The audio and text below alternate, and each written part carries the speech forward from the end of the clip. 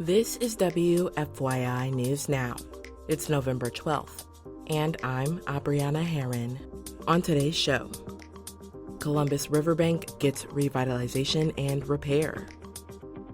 Tax credits for rooftop solar are over at the end of this year.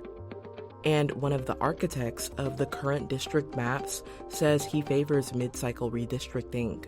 The bill before you today is the result of a careful, collaborative effort, and I believe it will serve our state well in the decades ahead. Those stories coming up, but first. Local leaders gathered for a Veterans Day service in downtown Indianapolis Tuesday morning. Jeremy Rubin has more. Just over 100 people gathered at the Indiana War Memorial to celebrate and honor those who served in the U.S. military. Michael Hirschman is the director of the Rhoda Bush Medical Center. He says veterans continue to serve and lead in their communities after they hang up their uniforms.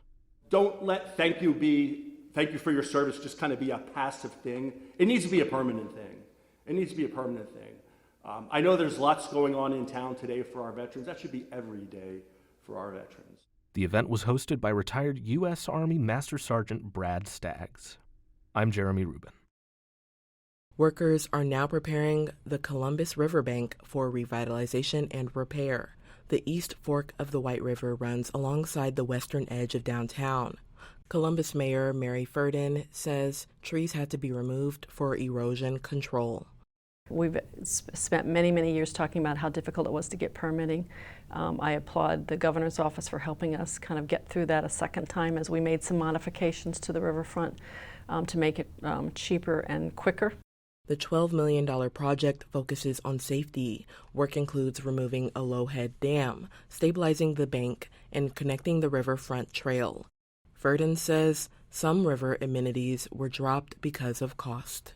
But we're going to be able to add back some amenities that are going to make it beautiful and fun, and I think people will be pleased a year from now. But it's been a long haul.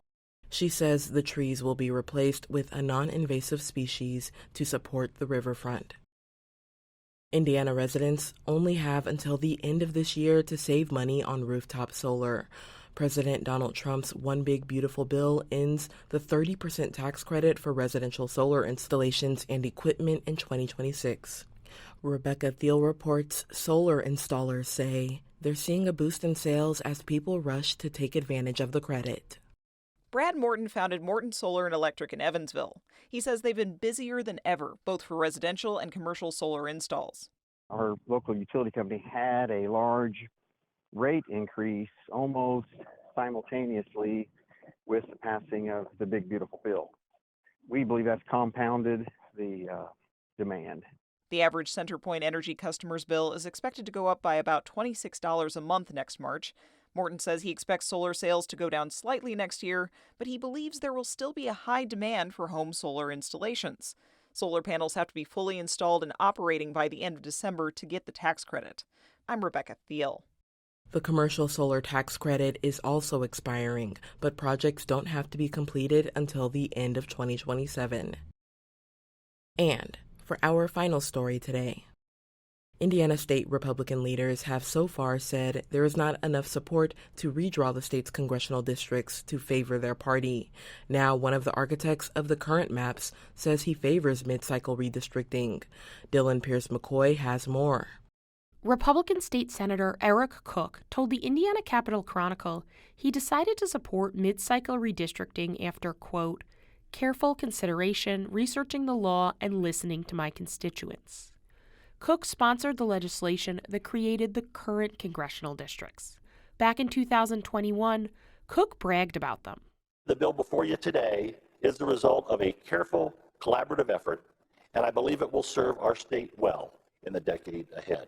Cook, who is from Bedford, also told the Senate in 2021 the current maps keep the vast majority of counties in one congressional district without being split. The Indiana legislature is scheduled to hold a special session to consider new maps in December. I'm Dylan Pierce McCoy. That's all for today's episode of WFYI News Now. Our podcast is produced by Zach Bundy, with support from the news team at WFYI and public media journalists across the state. Our news director is Sarah Neal-Estes. Kendall Antron produced our music, and I'm your host, Abriana Herron.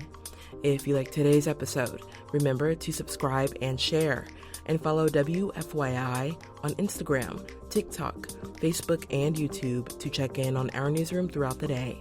Thanks for listening. We'll be back tomorrow.